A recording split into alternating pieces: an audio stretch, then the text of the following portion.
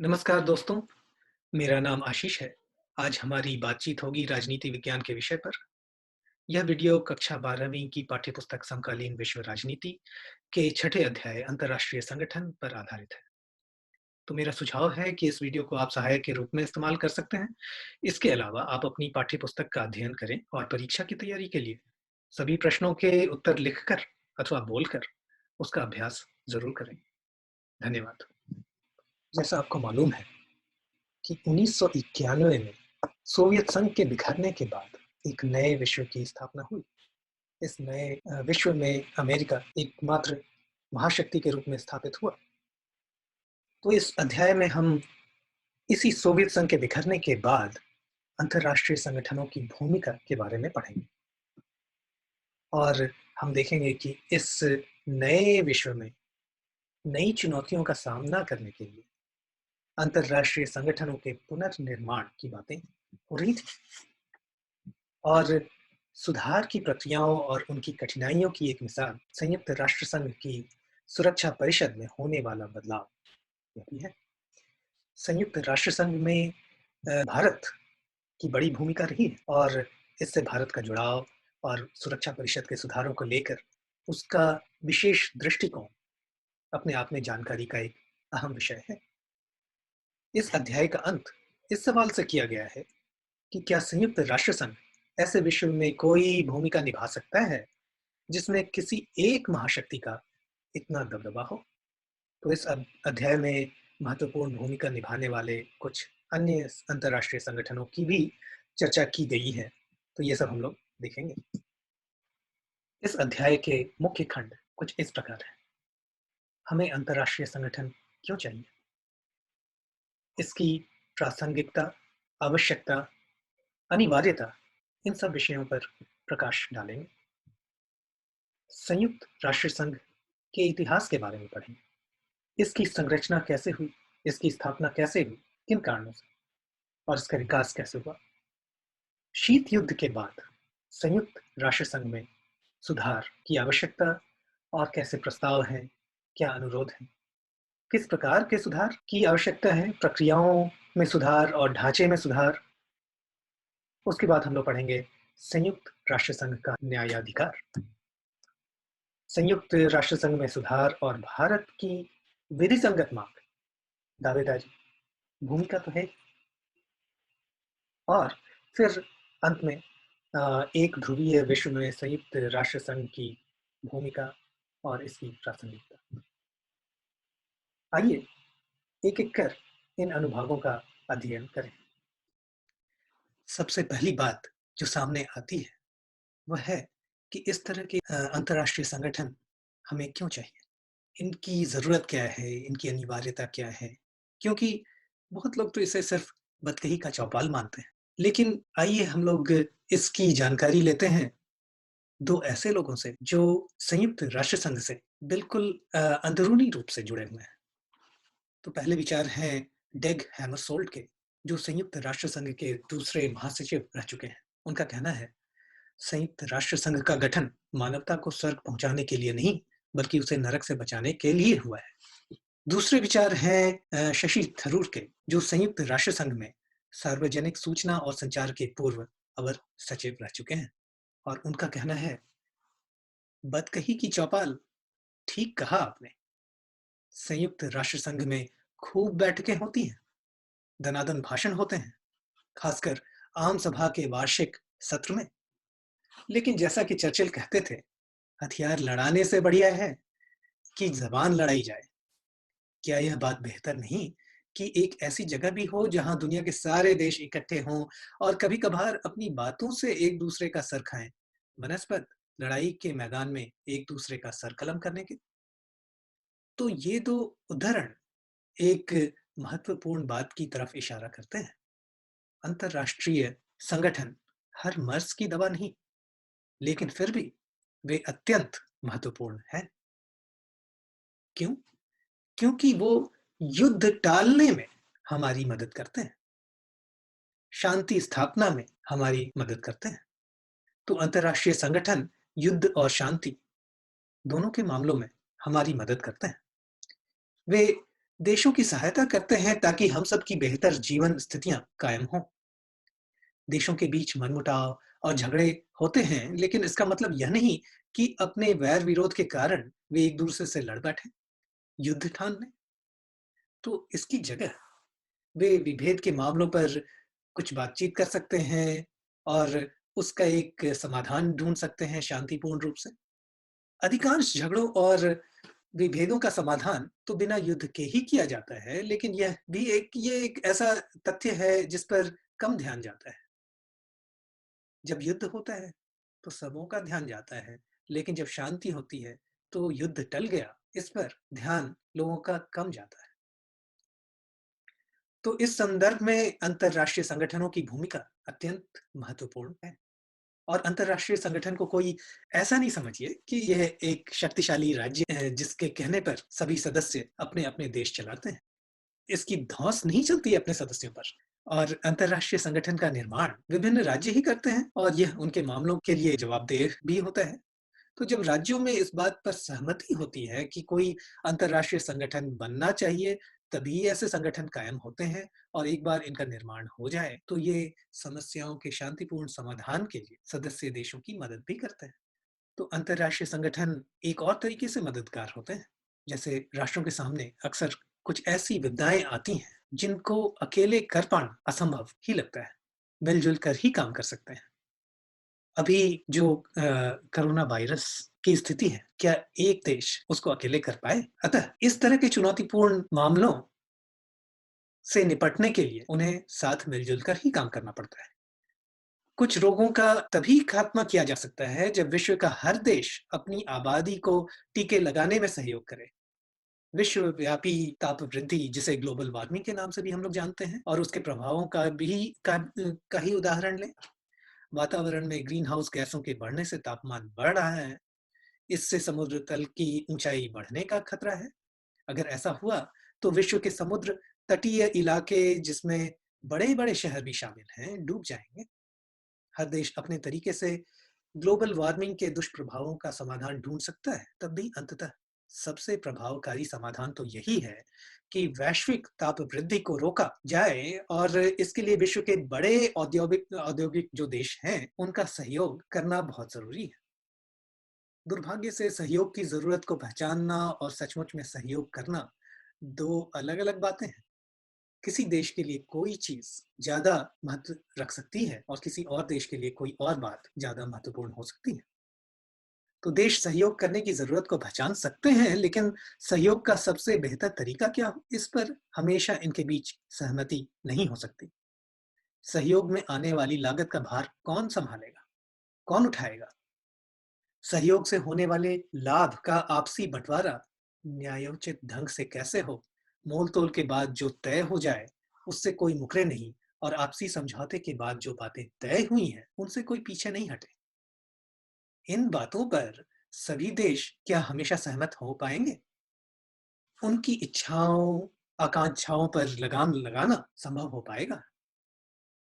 क्या संयुक्त राष्ट्र संघ अमेरिका के साथ संवाद और चर्चा में मददगार हो सकता है? क्या यह संगठन अमेरिकी सरकार की ताकत पर अंकुश लगा सकता है? हम इन सवालों के उत्तर अध्याय के अंत में खोजेंगे। आइए अब संयुक्त राष्ट्र संघ के विकास के बारे में जानें। पहले विश्व युद्ध के बाद दुनिया को लगा कि हाँ, हमें इस तरह के झगड़ों से निपटने के लिए एक संगठन की जरूरत है। जैसा आपको मालूम है कि लीग ऑफ नेशंस उसका जन्म हुआ। तो शुरू-शुरू में तो ऐसा लगा कि हाँ, लीग ऑफ नेशंस सब लोगों के लिए बहुत लाभदायक है और अब यह दूसरा विश्व युद्ध नहीं होने देगा। लेकिन ऐसा संभव नहीं हो सका, और दूसरा विश्व युद्ध हुआ पहले से भी ज़्यादा घातक। पहले से भी अधिक लोगों की मृत्यु हुई और पहले से भी अधिक लोग घायल हुए। तो दूसरे विश्व युद्ध की समाप्ति के तुरंत बाद, यानी 1945 में संयुक्त राष्ट्र संघ का जन्म हुआ। आप कह सकते हैं कि यह लीग ऑफ नेशंस के उत्तराधिकारी के रूप में स्थापित हुआ, और इसका मुख्य उद्देश्य अंतर्राष्ट्रीय झगड़ों को रोकना और राष्ट्रों के बीच सहयोग की राह दिखाना। एक उल्लेखनीय बात जो है वह यह कि संयुक्त राष्ट्र संघ को लीग ऑफ नेशंस की तुलना में ज्यादा सक्षम और ज्यादा सफल माना जाता है, क्योंकि तीसरे विश्व युद्ध को टालने में यह अब तक सक्षम रहा है।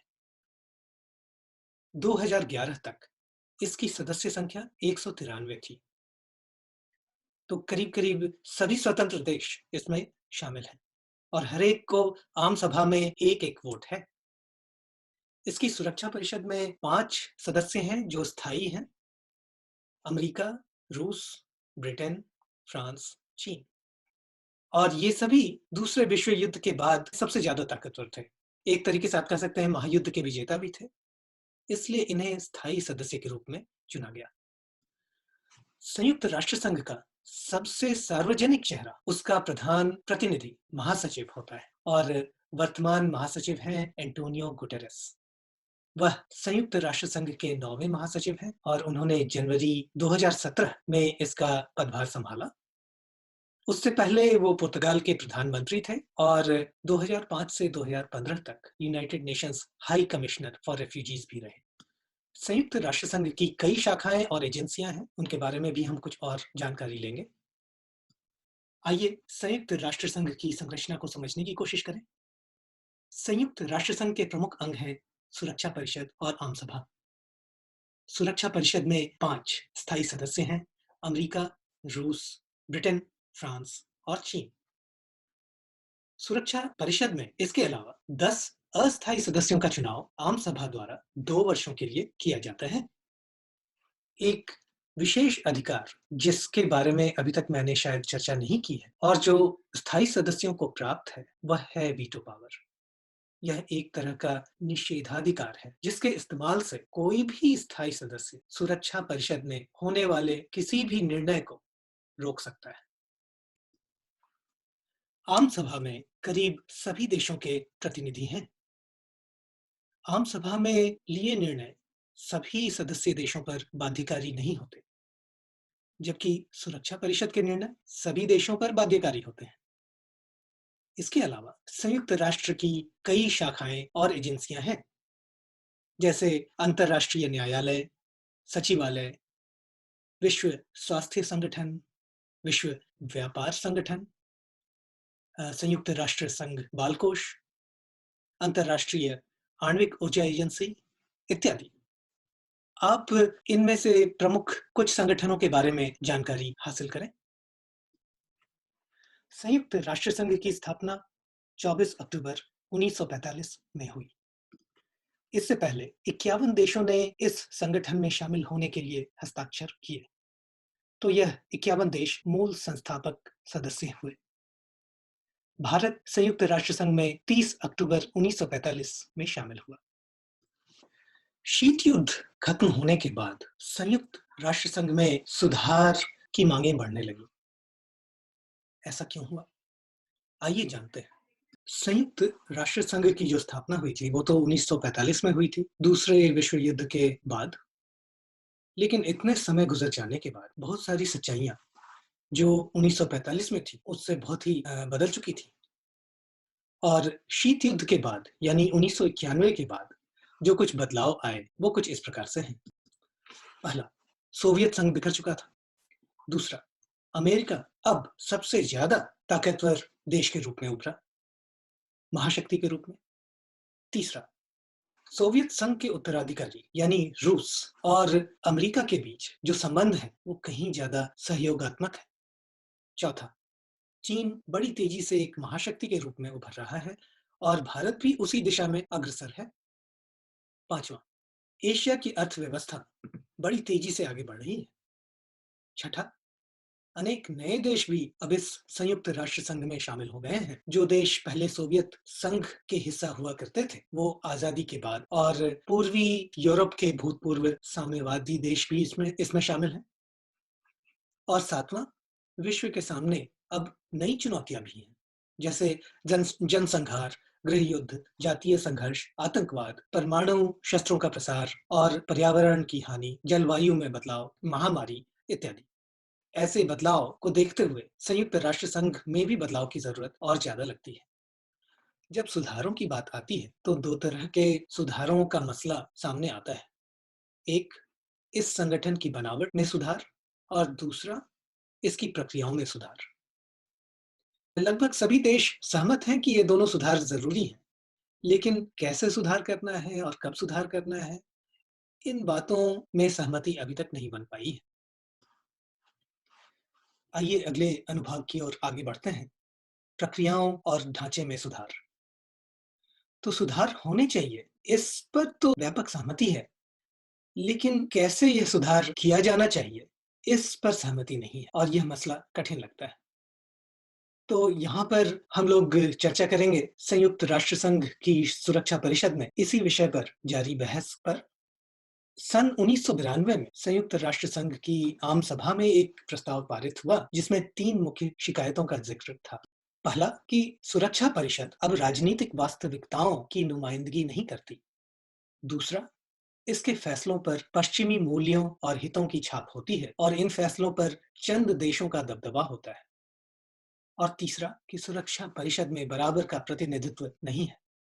तो बदलाव की ये जो मांगें थीं वो तो बढ़ रही थीं और इन मांगों को देखते हुए जनवरी 1997 में उस समय के महासचिव कोफी अन्नान ने एक जांच शुरू करवाई कि सुधार कैसे कराए जाएं। जैसे मिसाल के तौर पर यह कि क्या सुरक्षा सुरक्षा परिषद के नए सदस्य चुने जाने चाहिए। उसके बाद के सालों में सुरक्षा परिषद की स्थायी और अस्थायी सदस्यता के लिए मानदंड भी सुझाए गए। उनमें से कुछ इस प्रकार से हैं कि जैसे एक नए सदस्य को पहला, बड़ी आर्थिक ताकत होना चाहिए। दूसरा, बड़ी सैन्य ताकत होना चाहिए। तीसरा, संयुक्त राष्ट्र संघ के बजट में ऐसे देश का योगदान अधिक होना चाहिए। चौथा, आबादी के लिहाज से यह एक बड़ा राष्ट्र हो। पांचवा, ऐसा देश जो लोकतंत्र और मानवाधिकारों का सम्मान करता हो।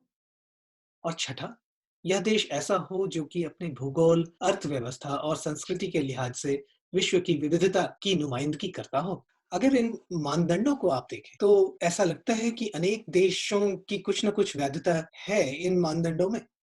अनेक देश सुरक्षा परिषद की सदस्यता के लिए इच्छुक भी होंगे, परंतु बड़ा प्रश्न यह है कि क्या ये देश परिषद के सदस्य के रूप में प्रभावकारी रहेंगे। एक और प्रश्न उठता है वीटो पावर का। क्या नए सदस्य को निषेधाधिकार मिलना चाहिए? परंतु बहुत देश यह मानते हैं कि निषेधाधिकार को तो खत्म हो जाना चाहिए, क्योंकि यह लोकतंत्र के विपरीत है। संप्रभु राष्ट्रों के बीच बराबरी की जो धारणा है, उससे यह मेल नहीं खाता। ऐसी अनेक बातें चर्चा का विषय हैं और इन पर अभी तक कोई सहमति नहीं बन पाई है। आइए अब आगे बढ़ते हैं अगले खंड की ओर, संयुक्त राष्ट्र संघ का न्यायाधिकार। सदस्यता का सवाल एक गंभीर सवाल है, लेकिन इसके अलावा भी विश्व के सामने कुछ ठोस मसले हैं। संयुक्त राष्ट्र संघ ने जब अपने अस्तित्व के 60 साल पूरे किए, तो इसके सभी सदस्य देशों के प्रमुख इस सालगिरह को मनाने के लिए 2005 के सितंबर में इकट्ठे हुए और इस अवसर पर मौजूदा स्थितियों की समीक्षा हुई। इस बैठक में शामिल नेताओं ने बदलते हुए परिवेश में संयुक्त राष्ट्र संघ को ज्यादा प्रासंगिक बनाने के लिए कुछ कदम उठाने का फैसला किया, जो इस प्रकार है। शांति संस्थापक आयोग का गठन। यदि कोई राष्ट्र अपने नागरिकों को अत्याचारों से बचाने में असफल हो, तो विश्व बिरादरी इसका उत्तरदायित्व संभाल ले, इस बात की स्वीकृति। मानवाधिकार परिषद की स्थापना 2006 के 19 जून से यह सक्रिय है। सहस्त्राब्दी विकास लक्ष्य मिलेनियम डेवलपमेंट गोल्स को प्राप्त करने पर सहमति। हर रूप रीति के आतंकवाद की निंदा। एक लोकतंत्र कोष का गठन। न्यासिदा परिषद को समाप्त करने पर सहमति। यह समझना कठिन नहीं कि ये मुद्दे भी संयुक्त राष्ट्र संघ के लिए बड़े पेचदार हैं। शांति संस्थापक आयोग को क्या करना चाहिए? दुनिया में बहुत से झगड़े चल रहे हैं, यह आयोग किस में दखल दे? हर झगड़े में दखल देना क्या इस आयोग के लिए उचित अथवा संभव होगा? ठीक इसी प्रकार यह सवाल भी पूछा जा सकता है कि अत्याचारों से निपटने में विश्व बिरादरी की जिम्मेदारी क्या होगी? मानवाधिकार क्या है और इस बात को कौन तय करेगा कि किस स्तर का मानवाधिकार उल्लंघन हो रहा है? मानवाधिकार उल्लंघन की दिशा में क्या कार्रवाई की जाए, इसे कौन तय करेगा? बहुत से देश अब भी विकासशील जगत का हिस्सा हैं। ऐसे में सतत विकास लक्ष्य में निर्धारित विकास संबंधी महत्वाकांक्षी लक्ष्यों को मानक बनाना कहाँ तक व्यवहारिक है? क्या आतंकवाद की कोई सर्वमान्य परिभाषा हो सकती है? संयुक्त राष्ट्र संघ लोकतंत्र को बढ़ावा देने में धन का इस्तेमाल कैसे करेगा? ऐसे ही और भी कई सवाल किए जा सकते हैं। आइए अब आगे बढ़ते हैं अगले खंड की ओर। संयुक्त राष्ट्र संघ में सुधार और भारत। भारत ने संयुक्त राष्ट्र संघ के ढांचे में बदलाव के मसले को कई आधारों पर समर्थन दिया है। भारत का मानना है कि बदले हुए विश्व में संयुक्त राष्ट्र संघ की मजबूती और दृढ़ता जरूरी है। भारत इस बात का भी समर्थन करता है कि संयुक्त राष्ट्र संघ विभिन्न देशों के बीच सहयोग बढ़ाने और विकास को बढ़ावा देने में ज्यादा बड़ी भूमिका निभाए। भारत का विश्वास है कि संयुक्त राष्ट्र संघ के एजेंडे में विकास का मामला प्रमुख होना चाहिए, क्योंकि अंतर्राष्ट्रीय शांति और सुरक्षा को बनाए रखने के लिए यह जरूरी पूर्व शर्त है। भारत की एक बड़ी चिंता सुरक्षा परिषद की संरचना को लेकर है। सुरक्षा परिषद की सदस्य संख्या एक तरफ स्थिर रही है, जबकि संयुक्त राष्ट्र संघ की आम सभा में सदस्यों की संख्या खूब बढ़ी है। भारत का मानना है कि इससे सुरक्षा परिषद के प्रतिनिधित्व मूलक चरित्र की हानि हुई। भारत का तर्क है कि परिषद का विस्तार करने पर वह ज्यादा प्रतिनिधि मूलक होगी और उसे विश्व बिरादरी का ज्यादा समर्थन मिलेगा। हमें यह बात ध्यान में रखनी चाहिए कि संयुक्त राष्ट्र संघ की सदस्य संख्या सन 1965 में 11 से बढ़ाकर 15 कर दी गई थी, लेकिन स्थायी सदस्यों की संख्या स्थिर रही। इसके बाद से परिषद का आकार जस का तस बना हुआ है। यह भी एक तथ्य है कि संयुक्त राष्ट्र संघ की आम सभा में ज्यादातर विकासशील सदस्य देश हैं। इस कारण सुरक्षा परिषद के फैसलों में उनकी भी सुनी जानी चाहिए, क्योंकि इन फैसलों का उन पर प्रभाव पड़ता है। भारत सुरक्षा परिषद के अस्थायी और स्थायी दोनों ही तरह के सदस्यों की संख्या में बढ़ोतरी का समर्थक है। भारत के प्रतिनिधियों का तर्क है कि पिछले कुछ वर्षों में सुरक्षा परिषद की गतिविधियों का दायरा बढ़ा है। सुरक्षा परिषद के कामकाज की सफलता विश्व बिरादरी के समर्थन पर निर्भर है। इस कारण सुरक्षा परिषद के पुनर्गठन की कोई योजना व्यापक धरातल पर बननी चाहिए। मिसाल के लिए उसमें अभी की अपेक्षा ज्यादा विकासशील देश होने चाहिए। आश्चर्य नहीं कि भारत खुद भी पुनर्गठित सुरक्षा परिषद में एक स्थायी सदस्य बनना चाहता है। भारत विश्व में सबसे बड़ी आबादी वाला दूसरा देश है। भारत में विश्व की कुल जनसंख्या का 5वां हिस्सा निवास करता है। इसके अतिरिक्त भारत विश्व का सबसे बड़ा लोकतंत्र है। भारत ने संयुक्त राष्ट्र संघ की लगभग सभी पहलकदमियों में भाग लिया है। संयुक्त राष्ट्र संघ के शांति बहाल करने के प्रयासों में भारत लंबे समय से ठोस भूमिका निभाता आ रहा है। सुरक्षा परिषद में भारत की स्थायी सदस्यता की दावेदारी इसलिए भी उचित है क्योंकि वह तेजी से अंतर्राष्ट्रीय फलक पर आर्थिक शक्ति बनकर उभर रहा है। भारत ने संयुक्त राष्ट्र संघ के बजट में नियमित रूप से अपना योगदान दिया है और यह कभी भी अपने भुगतान से चूका नहीं है। भारत इस बात से आगाह है कि सुरक्षा परिषद में स्थायी सदस्यता का एक प्रतीकात्मक महत्व भी है। इससे पता चलता है कि किसी देश का अंतर्राष्ट्रीय मामलों में महत्व बढ़ रहा है। किसी देश को अपनी इस बढ़ी हुई हैसियत का फायदा उसकी विदेश नीति से मिलता है। अगर आपकी साख एक ताकतवर देश के रूप में है तो आपका प्रभाव ज्यादा होगा। भारत चाहता है कि वह संयुक्त राष्ट्र संघ की सुरक्षा परिषद में निषेधाधिकार संपन्न यानी वीटोधारी सदस्य बने, लेकिन कुछ देश सुरक्षा परिषद में भारत को स्थायी सदस्य बनाने का विरोध करते हैं। सिर्फ पड़ोसी पाकिस्तान ही नहीं, जिनके साथ भारत के संबंध दिक्कत तलब रहे हैं, बल्कि कुछ और देश भी चाहते हैं कि भारत को सुरक्षा परिषद में वीटोधारी स्थायी सदस्य के रूप में शामिल न किया जाए। मिसाल के लिए कुछ देश भारत के परमाणु हथियारों को लेकर चिंतित हैं। कुछ और देशों का मानना है कि पाकिस्तान के साथ संबंधों में कठिनाई के कारण भारत स्थायी सदस्य के रूप में अप्रभावी रहेगा। कुछ अन्य देशों का मानना है कि उभरती हुई ताकत के रूप में अन्य देशों, मसलन ब्राजील, जर्मनी, जापान और शायद दक्षिण अफ्रीका को भी शामिल करना पड़ेगा, जिसका ये देश विरोध करते हैं। कुछ देशों का विचार है कि अगर सुरक्षा परिषद में किसी तरह का विस्तार होता है, तो अफ्रीका और दक्षिण अमेरिका को जरूर प्रतिनिधित्व मिलना चाहिए, क्योंकि मौजूदा सुरक्षा परिषद में इन्हीं महादेशों की नुमाइंदगी नहीं है। इन सरोकारों को देखते हुए भारत या किसी और देश के लिए निकट भविष्य में संयुक्त राष्ट्र संघ की सुरक्षा परिषद का स्थायी सदस्य बन पाना लगभग मुश्किल लगता है। इस अध्याय के अंतिम खंड में हम देखेंगे एक ध्रुवीय विश्व में संयुक्त राष्ट्र संघ की भूमिका और प्रासंगिकता। तो संयुक्त राष्ट्र संघ के ढांचे और प्रक्रियाओं में सुधार से कुछ देशों को की यह आशा भी बंधी रही है कि इन बदलावों से संयुक्त राष्ट्र संघ एक ध्रुवीय विश्व में, जहां अमेरिका सबसे ताकतवर देश है और उसका कोई गंभीर प्रतिद्वंदी नहीं है, कारगर ढंग से काम कर पाएगा। क्या संयुक्त राष्ट्र संघ अमेरिकी प्रभुत्व के विरुद्ध संतुलनकारी भूमिका निभा सकता है?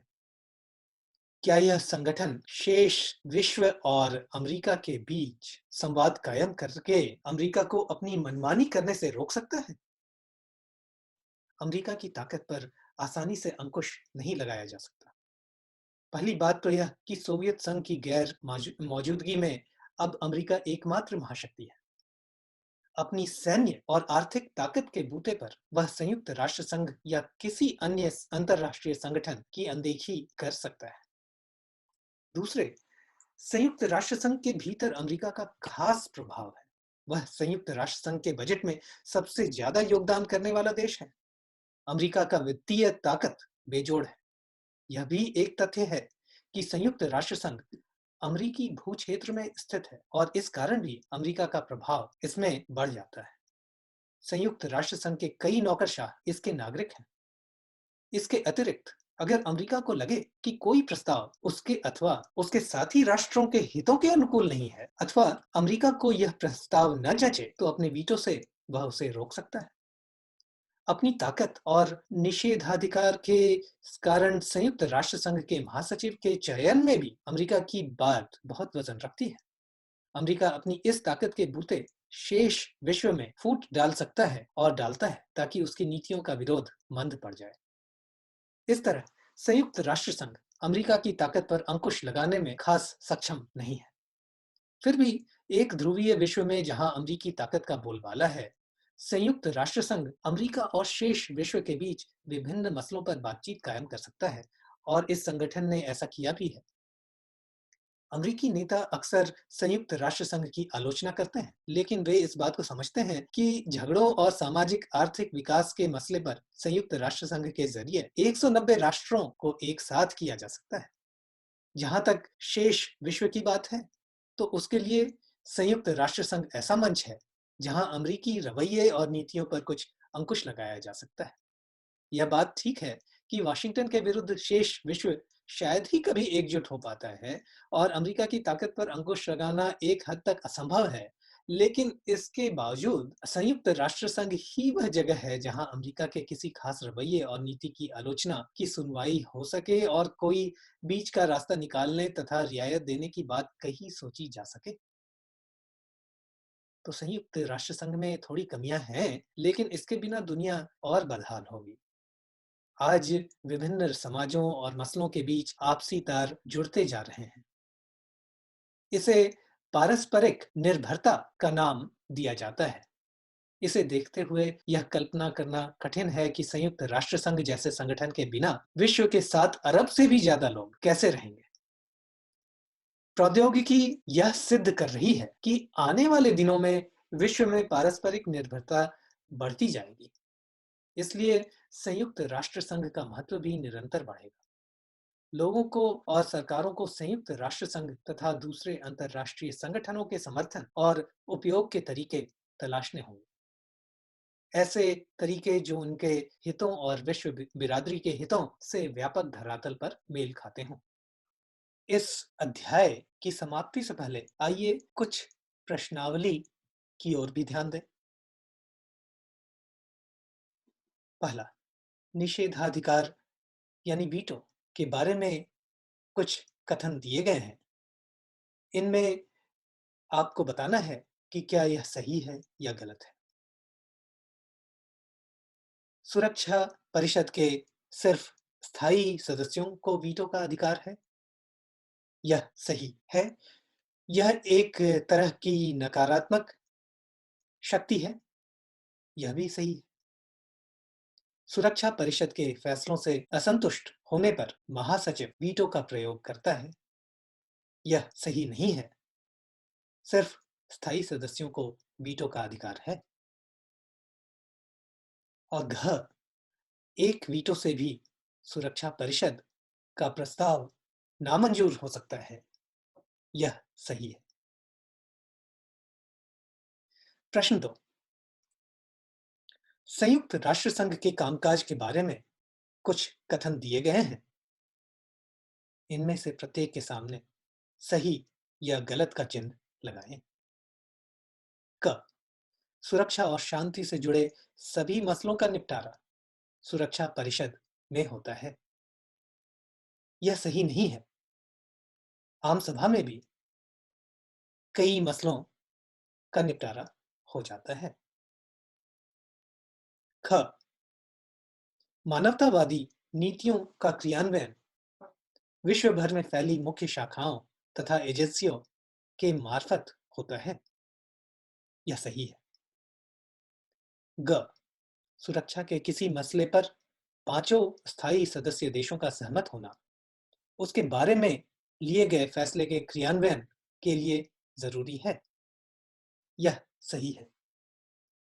यदि एक भी स्थायी सदस्य सहमत न हो तो किसी फैसले का क्रियान्वयन नहीं किया जा सकता, क्योंकि उसे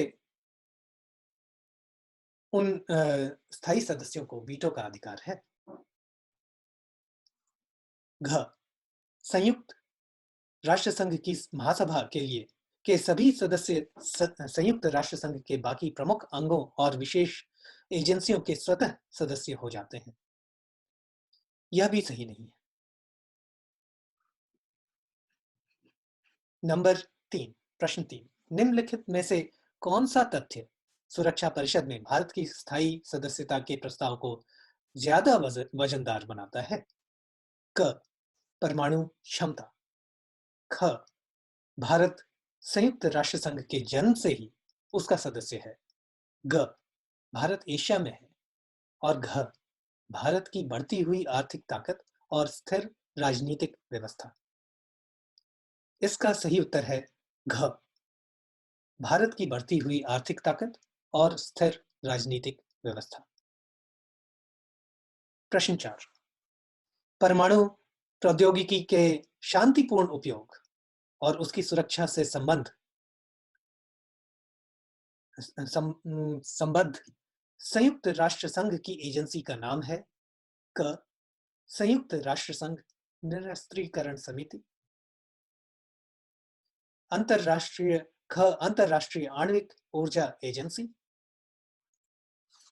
ग, संयुक्त राष्ट्र संघ अंतरराष्ट्रीय सुरक्षा समिति।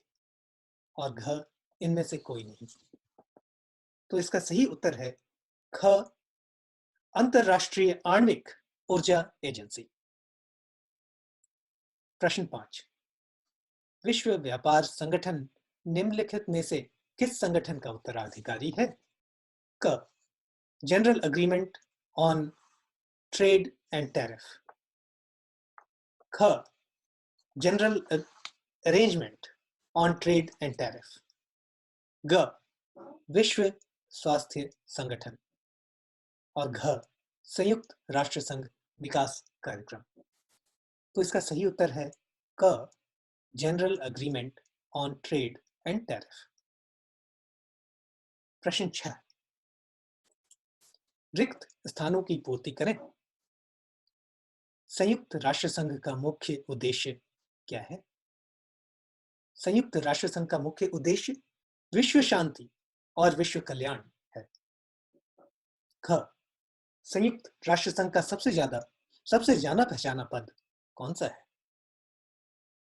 इसका उत्तर होगा संयुक्त राष्ट्र संघ का सबसे जाना पहचाना पद महासचिव है। ग संयुक्त राष्ट्र संघ की सुरक्षा परिषद में कितने स्थायी और कितने अस्थायी सदस्य हैं? तो इसका उत्तर है संयुक्त राष्ट्र संघ की सुरक्षा परिषद में 5 स्थायी और 10 अस्थायी सदस्य हैं। घ अ, संयुक्त राष्ट्र संघ के वर्तमान महासचिव कौन है? उनका नाम क्या है? इसका उत्तर है एंटोनियो गुटेरेस। च मानवाधिकारों की रक्षा में सक्रिय 2 स्वयंसेवी संगठन कौन-कौन है? मानवाधिकारों की रक्षा में सक्रिय 2 स्वयंसेवी संगठन एमनेस्टी इंटरनेशनल और ह्यूमन राइट्स वॉच हैं। प्रश्न संख्या 7 संयुक्त राष्ट्र संघ की मुख्य शाखाओं और एजेंसियों का सुमेल उनके काम से करें। तो प्रश्न इसमें मुख्य शाखाएं दी हुई हैं। पहला आर्थिक एवं सामाजिक परिषद। यह मेल खाता है ग से सदस्य देशों के आर्थिक और सामाजिक कल्याण की चिंता। दूसरा अंतर्राष्ट्रीय न्यायालय। यह मेल खाता है ड़ से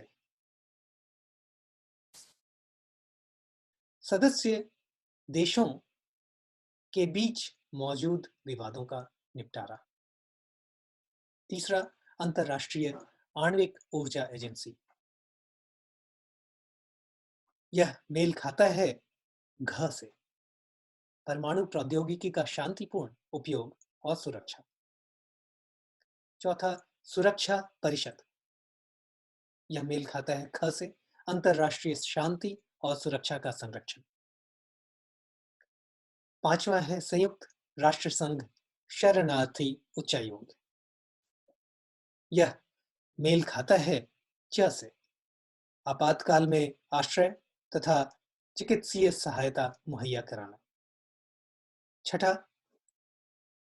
छठी शाखा है विश्व व्यापार संगठन और यह मेल खाता है ई से सदस्य देशों के बीच मुक्त व्यापार की राह आसान बनाना। सातवां अंतर्राष्ट्रीय मुद्रा कोष। यह मेल खाता है क से वैश्विक वित्त व्यवस्था की देखरेख। आठवां आम सभा। यह मेल खाता है छ से वैश्विक मामलों पर बहस मुबाहिसा। नौवीं शाखा है विश्व स्वास्थ्य संगठन और यह मेल खाता है झ से सबके लिए स्वास्थ्य। 10वीं शाखा सचिवालय। यह मेल खाता है ज से यानी संयुक्त राष्ट्र संघ के मामलों का समायोजन और प्रशासन। यहाँ पर मैं इस अध्याय को समाप्त करता हूँ और इसको खुद से पढ़ने के लिए आपको मैं सलाह देता हूँ और सभी प्रश्नों का उत्तर और भी प्रश्न हैं, उनके सभी उत्तर आप खुद से करने की कोशिश कीजिए। उससे आपको और आसानी मिलेगी समझने में और आगे बढ़ने में। दोस्तों, अधिकतर बातें जो मैंने इस वीडियो में बताई हैं, वो इसी पाठ्य पुस्तिका पर आधारित है। परंतु आपकी जानकारी यहीं तक सीमित नहीं रहनी चाहिए। और भी स्रोतों से आपको जानकारी प्राप्त करनी चाहिए और साथ ही साथ अपने विचारों को भी परिपक्व करना चाहिए। इन्हीं विचारों के साथ मैं इस वीडियो का समापन करना चाहूँगा। बहुत-बहुत धन्यवाद।